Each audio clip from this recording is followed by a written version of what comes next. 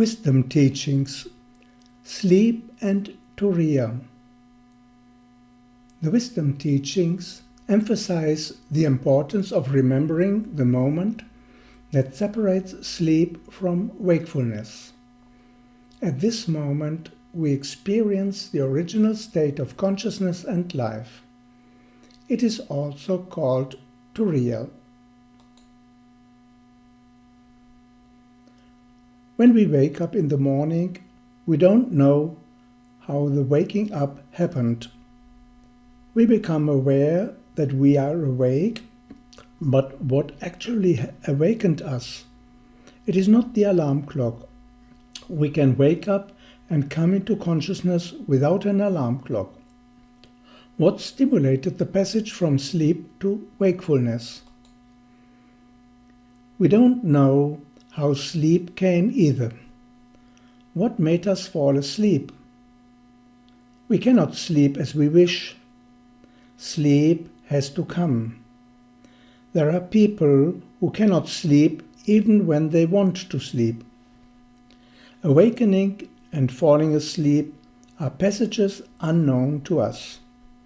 It is said in the scriptures that not even the devas know these transitions. We are withdrawn from wakefulness after some time, and we fall asleep only to emerge again later. The whole process is a pulsation, like breathing in and breathing out. The pulsating principle is there day and night. We are sure that we exist even during the hours of sleep. Otherwise, none of us would dare to sleep. By inference, we know that there is existence and pulsation in sleep. But we do not know how we exist there and how we get there. The mind is absorbed in sleep. Our waking consciousness is interrupted. However, the pulsating principle continues to work even in sleep. Our heartbeat and breath function without interruption. The pulsation is stronger than the mind principle. The intelligence of pulsation contains more awareness than the objective mind of the waking state. And this awareness is superior to the awareness we have of ourselves. We are pure pulsating consciousness in sleep, a consciousness that is continually pulsating. Pulsating is the passage between waking and sleeping, and it is our true dwelling place. Nature takes us back to this abode while we sleep and brings us forth again. Very few fiery seekers explore the mystery of how they slip into sleep, how they awaken from sleep, from whence they awaken, and what and where they were before that awakening. A disciple or a yogi can consciously enter their abode. The conscious steps of return are called yoga practice. The wisdom teachings emphasize the importance of remembering the moment that separates sleep from wakefulness. During this state of consciousness, we belong to both worlds simultaneously. When we awaken, we have just emerged from pure existence and have not yet enveloped ourselves in thoughts. At the moment of awakening, we experience the diamantine consciousness or the diamond of consciousness. It is the original state of consciousness and life. It is consciousness itself in its purest manifestation. It is like a brilliant white light without a thought, like a radiant sky without a cloud. Without this state as a basis, we cannot think. Pure existence is what we call God. It exists whether we are aware of it or not. We should pause for a moment at the time of awakening and remember from where we have awakened, and not quickly jump into the day's activity. Otherwise, we immediately envelop ourselves with thoughts and the radiance of the diamond is hidden. This moment is the hour of sunrise for us, even if we do not see the sunrise because we sleep longer. Sunrise and sunset are the diamond moments for the respective region on the planet. They are the outstanding moments of the day and are considered sacred. Working spiritually at these times brings the best results. Sunset is related to drifting into sleep, and sunrise is related to coming out of sleep. We should attune ourselves daily to these two moments so that we recognize the diamond quality that we are, the continuous state of consciousness that belongs simultaneously to the physical and subtle qualities. When we have awakened from the sleeping state, we should ask ourselves the question we experience in the depth. Who am I? Where have I awakened from? What has awakened me? And where am I? Where am I does not mean the place where we are at that moment. When we awaken, we move in our own being from the depth of our heart towards the Ajna center. When we sleep, we enter into the heart lotus. The heart lotus is between the heart center and the throat center. It is called the point of pure existence within. When we awaken, we are in the east. The east within us is the brow center or the Ajna center. From this point, we command the body to get up and enter into our daily activities. Every morning when we awaken, we feel that we are I am. When we fall asleep, we go through the state of transition from the conscious to the unconscious state. It is the point where we lose our conscious identity and then fall asleep. This state, about which we normally know nothing, is called that, etc., in terms of wisdom. It is called samadhi in the scriptures, a state of oneness with God. In this state there is no consciousness, thought, speech, or action. It is called that or samadhi in the scriptures, a state of oneness with God. Starting from that, we experience ourselves as I am when we are awakened. We say that I am because we have heard it from others. But there are also people who have gone through the process of experiencing that and have come back as I am. They are called the sons of men who have transformed themselves into sons of God. Samadhi is considered as a state that is sleep-like, but is not really sleep.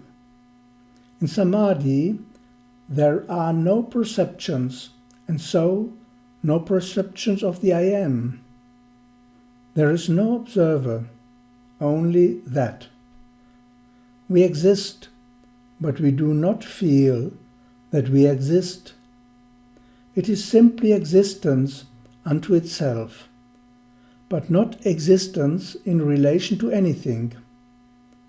awareness comes forth from this state. Consciousness springs forth like an impulse, and it leads to the awakening of consciousness. This awakening is referred to in the scriptures as the Turiya state of existence. Turiya means the fourth in Sanskrit. It is the fourth state of consciousness, the background that underlies and permeates the three states of waking, dreaming, and sleeping. For this, we are concerned with the process of how we slip into sleep and how we emerge from sleep. This semi-consciousness is the living consciousness. It takes us from the world of matter to subtle, causal matter, and then to pure consciousness. To reach this superconsciousness, we should try to remain conscious until sleep catches up with us. This gradually leads to the Turiya state, where we are neither awake nor unconsciously asleep. A part of us remains conscious. To promote the Turiya state, we can regularly contemplate on how sleep comes when we go to bed, and intensely imagine how we are beyond sleep. Over time, this leads us into realms of light. There we also meet many exalted beings. With proper preparation, the sleeping hours are hours of meditation. They are even more helpful than our prayer or meditation exercises during the day, when we usually remain mentally active. We can also offer our willingness to serve humanity to one of the masters unknown to us. Contact is then automatically made during sleep, and we receive guidance. We should give high priority to sleep and not disturb a rhythmic sleep with other priorities. It is strongly recommended to ensure a good and regular sleep duration, to go to bed at 10:30 p.m. at the latest, and to wake up at 5 a.m. It is also important to prepare for sleep. We cannot watch film series until just before sleep. Before sleeping, we should purify the body and the mind. We purify the mind by reading a scripture. It is also recommended to keep a candle or a bed lamp burning and to light an incense stick, preferably sandalwood. This protects our physical body while we exit with the astral body during sleep.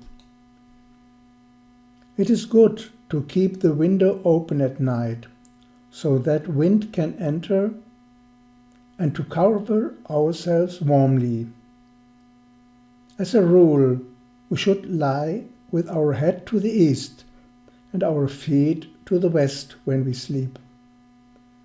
The bed should have pleasant colors and not dark colors. Black, dark brown, and strong gray colors dampen our energies. There is a simple exercise we can do every evening before sleep. When lying in bed, we connect with our breathing. We go to the upper part of the chest, the seat of the higher heart center. We then imagine that we are moving upwards with each breath. We visualize a field of light in the brow center and stay there until sleep comes. We can also visualize a light in the sky with the stars waiting for sleep to come. In this way, we create alignment and make ourselves available for teachings during the night hours.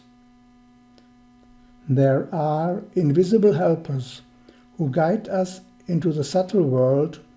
When focused on our forehead, we consciously fall asleep. With right preparation, these make it easier for us to be uplifted in the sleeping hours. Sometimes we may be taken to an ashram, a subtle training center, where teachings are imparted to our superconsciousness. These teachings are not in a particular language but mentally. Those who are still bound to their language and have not yet attained telepathic understand them in their language. This teaching happens during a few minutes, but it has an effect of several hours. We may not remember it immediately, but the knowledge remains in the background and slowly reveals itself to us. A warm thank you to all who made this presentation possible.